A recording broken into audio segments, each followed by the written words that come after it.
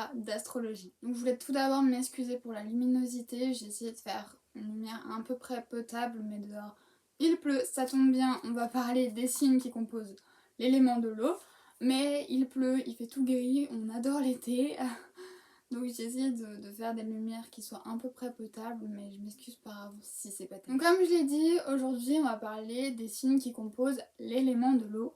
Donc on va commencer tout de suite sans plus tarder. Donc tout d'abord, nous avons le signe du Cancer qui est gouverné par la Lune. Donc les points forts du Cancer sont son imagination, ses émotions qui sont très fortes, sa grande sensibilité, sa recherche d'harmonie intérieure et extérieure et sa grande force de création. Mais par contre, les points à travailler chez le Cancer sont son immaturité, le fait qu'il soit capricieux, sa susceptibilité, le fait qu'il fuit la réalité dans l'imagination, le fait que des fois il va retourner sa sensibilité, qui peut le faire des décisions variables, et que du coup dans son énergie d'ancrage il faut qu'il s'appuie plus dessus pour être moins dispersé et qu'il puisse avoir des bases solides et stables. Le signe opposé et complémentaire du Cancer, c'est le Capricorne. Sur le plan spirituel, il a une grande mémoire et des capacités d'intuition et de clairvoyance.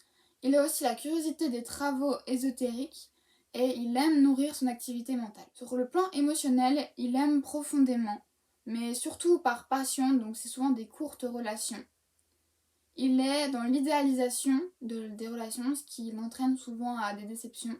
Et il aime d'un amour maternel qui est souvent étouffant. Sur le plan professionnel, il a des difficultés à faire des efforts sur de long terme. Il est dans l'irrégularité des activités. Il est souvent perturbé par ses idéaux qui sont non concrétisables ou non concrétisés. Et il aime travailler avec ses proches. Pour qu'il puisse se connecter à son destin, le Cancer doit faire un travail sur sa prise d'initiative personnelle. Il doit également nourrir son énergie de courage et de persévérance et travailler sur sa force intérieure.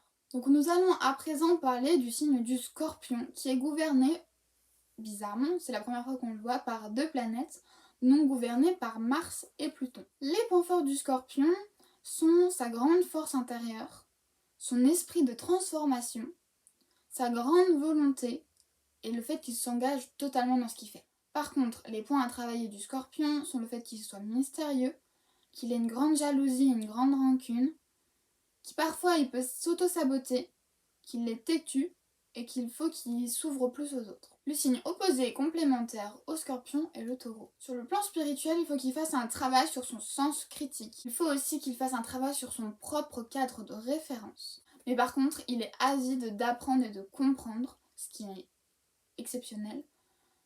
Et il faut qu'il soit dans un bien-être et dans des médecines parallèles. Et il peut aussi parfois avoir des discussions qui sont compliquées sur ses passions. Sur le plan émotionnel, il a souvent des relations compliquées à cause des coups de tête qu'il peut faire. Il faut qu'il travaille sur son tact, sur son indépendance, sur le fait qu'il a une grande sensibilité mais qu'il cache par égoïsme. Et quand il aime passionnément, avec passion. Et il aime la séduction via l'apparence et via l'âme. Sur le plan professionnel, il est dans une énergie déterminée, vraiment, et tout le temps constante. Les défis et les événements imprévus le motivent. Il aime être dans les actions et dans les rencontres, et il aime innover, voire provoquer. Pour que le Scorpion se connecte à son destin, il faut qu'il partage sa sensibilité et qu'il fasse confiance à ses énergies et ses capacités. Nous allons à présent passer au signe des Poissons, qui est mon signe astrologique solaire, mais bien sûr il ne faut pas juste se baser là-dessus pour connaître une personne, je vous l'ai déjà expliqué. Donc les Poissons sont également gouvernés par deux planètes, qui sont Neptune et Pluton. Les points forts des Poissons sont leur empathie, leur richesse de vie intérieure, le fait qu'ils soient dévoués et compatissants. Ils sont des êtres altruistes et charitables. Et ils aiment être au service des autres. Ils ont aussi la capacité de s'adapter pour équilibrer leurs énergies et du coup avancer concrètement dans leurs projets. Mais par contre, les points à travailler chez les Poissons sont leur tendance à fuir, leur instabilité, le manque de volonté et d'esprit de décision. Le signe opposé et complémentaire aux Poissons est la Vierge. Sur le plan spirituel, ils aiment apprendre beaucoup, mais ils peuvent être bloqués pour la création. Ils ont une grande intuition et peuvent juste ressentir simplement et véritablement ce qui se passe. Ils ont parfois un détachement avec l'ordre de référence classique pour s'attacher au leur. Sur le plan émotionnel, ils ont une grande sensibilité et une grande émotivité, ce qui fait qu'ils sont une éponge et ce qui peuvent les entraîner dans des relations sauveur-sauvé dans lesquelles il faut qu'ils se détachent parce que ça les atteint beaucoup. Toujours sur le plan émotionnel, ils sont sincères, dévoués, mais ils sont parfois bloqués par des indécisions.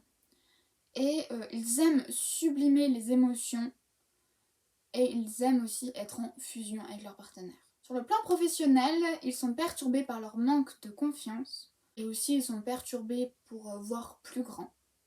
Et ils ont du coup des hésitations, des doutes, ce qui leur fait manquer des opportunités.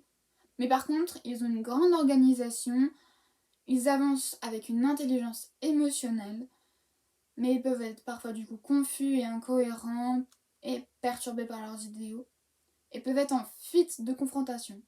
Pour qu'un poisson se connecte à son destin, il faut qu'il se libère de leur timidité, qu'il légalise les relations, qu'il les mette tous sur le même stade, qu'il se libère de ses croyances limitantes et qu'il travaille sur sa confiance. Donc voilà, c'est tout pour cette toute petite vidéo où je vous décris en points très brefs tous les signes qui composent l'élément de l'eau. J'ai déjà fait sur mon compte Instagram, dont le lien est en description, les éléments du feu, de l'air et de la terre. Et bien sûr, si vous avez envie que je détaille plus en profondeur un signe en particulier, n'hésitez pas à le mettre en commentaire et je me ferai un plaisir de faire une vidéo dédiée. Sur ce, on se retrouve à la semaine prochaine. Ciao!